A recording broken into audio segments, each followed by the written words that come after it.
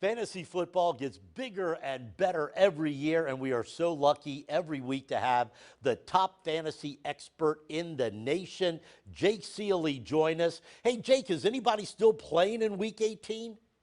There are some people that are still playing. There's a lot of websites. I think ESPN is even one of them that actually defaults to playing Week 18. So if a lot of people don't know that their first time playing, or maybe they've been playing for 20 years and this is the way they've always done it, is play the entire season.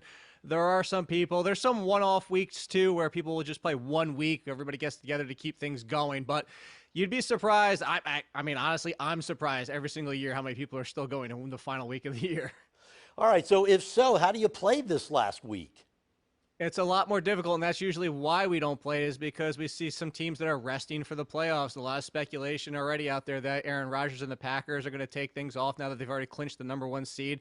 So you can't really plan for it because it's not like you can draft at the beginning of the season and say, I know who's going to be taking off Week 18. I mean, they're still within our division here. Whether or not the Cowboys are going to try to chase the #2 seed or the Eagles are just going to rest because they can't win the division, but they've clinched the wild card. So you have to be, I'd say, you play it as smart as you can, but understand that you're just inviting a lot of risk and luck in this final week.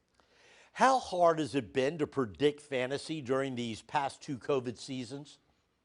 A little bit more difficult than normal. There's, like I said, I just mentioned luck. There's always a luck factor involved. We're trying to predict sports. We're trying to predict players playing games and their talent coming out and whether or not the usage with the coaches and the game plans and all that kind of things. And as we know with the NFL, in the first quarter, if somebody goes down 14-0, that can change everything you thought would happen that week. With the COVID situation, it's just added that extra factor of, okay, we get to the game or 2 days before, and all of a sudden, starters we projected to be out there are no longer playing. And so we have to try to make our best assumption, our best analysis out there of who the next player up is. A perfect example is not as much COVID related, but like Antonio Gibson with his injury earlier this year, and then he ran into a COVID situation, is trying to project who the next running back is up. And that's our jobs. That's why we do this. So it's made it a little bit tougher, but we're supposed to be able to predict this for people. No, that's your job. That's your job. Okay. Now, I know you're going to say it's not Taylor Heineke. So who was the biggest fantasy surprise player this year?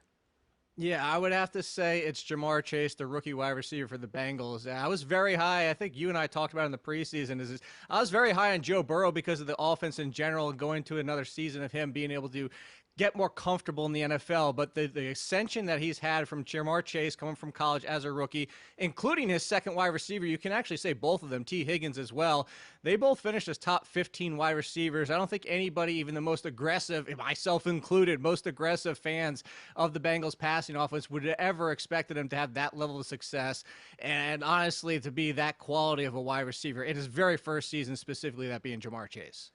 Well, finally, Jake, take off your fantasy hat and put on your NFL hat.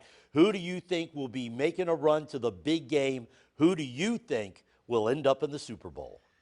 I know it sounds kind of chalky and not a lot of excitement behind it, but I have a feeling we're going to see the Chiefs again. And honestly, if you have to go through Green Bay in the playoffs and they have that #1 seed, it all comes down to, is Aaron Rodgers' toe going to be healthy? Well, he's been playing through it already.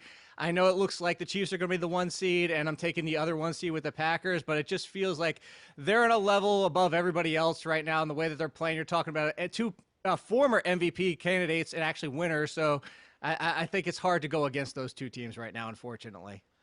Jake Ciely, thanks for your time again this season. We are so lucky to have you each and every week here on the Washington Huddle.